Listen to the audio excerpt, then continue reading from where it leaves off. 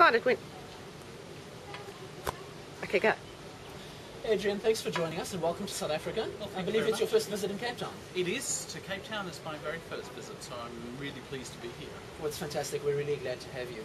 Adrian, just a few questions about communication, and I think maybe start with a broad overview. Where do you see communication positioned right now from a business perspective? How important is it to business? You know, I think what we've started to see over time is that communication's becoming the more integral part of business.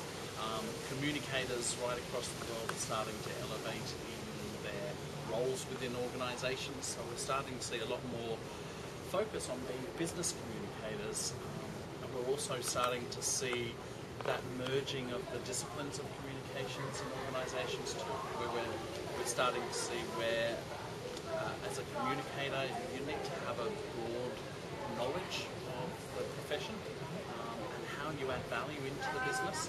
So we've got the trends of people having to focus more on things like ROI, being effective in their role as communicators and delivering business outcomes.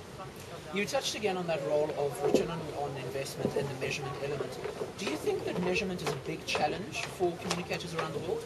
Yes, I think in general communicators have a problem with numbers, and you know, when you look at it, I think it goes against the natural style of a communicator that looks at the campaign and the creativeness around it. But I think we're being challenged more and more to focus very heavily on, so how does our role add value to the business that we work for? Therefore the effort has to go into what return do we get on our communications in delivering business outcomes. I think we're starting to get better at it, but I think we've got a long way to go.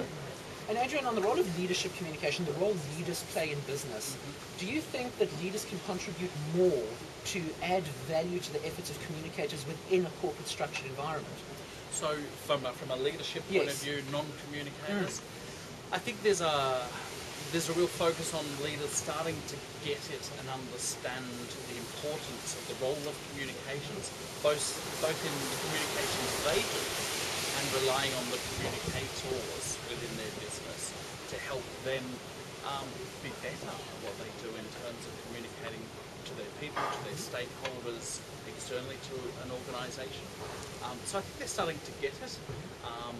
I think we need to continue to grow that awareness and the importance for leaders to be more effective in their communications.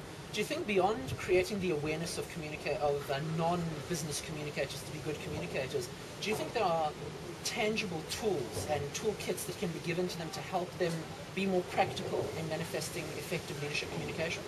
I think we need to keep providing them the tools to be able to communicate better. And if we look at leadership in general, a leader in an organisation is focused on so many things.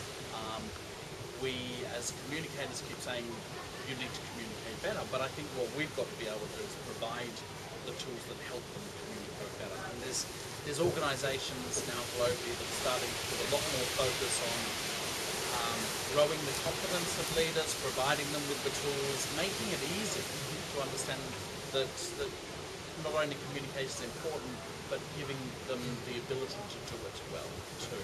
And I think that's where we're starting to put our focus as communicators.